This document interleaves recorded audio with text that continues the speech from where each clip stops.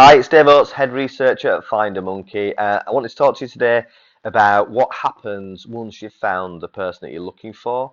Now, in terms of a search, it can be difficult, it can be simple, but actually we find that the process of contacting people can often be the hardest part. How do you go about it? What's the right way to approach it? And how should you do it?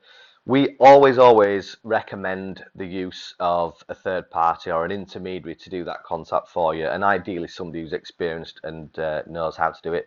When we're doing the searching, we never share any information with anybody in terms of contact information without the consent of the person that we've been asked to find. So we would always contact them and ask them. It's really important to think about how you make a first impression with somebody, and if you're thinking about doing the search yourself and contacting somebody yourself, and it can often be a particularly sensitive situation, you have to think about not just how you might feel, in all of this, but how they might react. And often, if people are surprised or shocked, they can act in a way that you might not predict, and that might have a negative impact. And it's that the case, the thing of you never get a second chance to make a first impression. And if you get the first contact wrong and approach it in the wrong way, it might have it will have an impact upon what you get from it. So to go to the length of searching for somebody and find somebody that's really important to you, and that having contact with them is important to you, if you get the contact wrong and that's the reason that it doesn't go well, then it's something to really consider. And that's, like I say, why we always recommend the use of a third party or an intermediary, somebody who's a little bit more impartial, who's going to give consideration not just to one side of the situation, but to look at both parties and try and work out a solution that works for everybody. When we get in contact with somebody, we don't write a letter that spells out exactly what it's about. So that would be wise if you do it yourself or use another third party. Don't spell out everything that it relates to, particularly if it's a sensitive situation.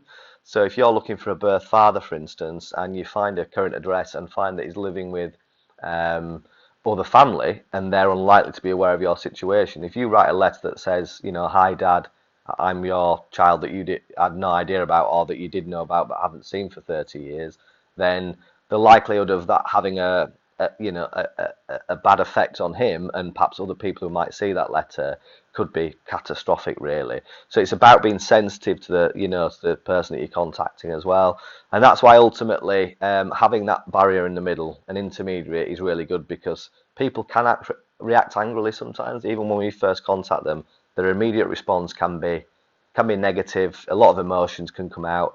But as an intermediary, as a middle person, we wouldn't take that personally. We would try and work with them, give them an understanding of why we've got in touch, give them a fair and rational understanding of what it is that our client wants and why they're trying to get in contact, so that they understand what that means for them and don't just prejudge it on how they what they might assume it might mean or how it might affect them, and then hopefully work with them to support them to get to a point where ideally we would get a positive outcome where there's some kind of contact or exchange of information.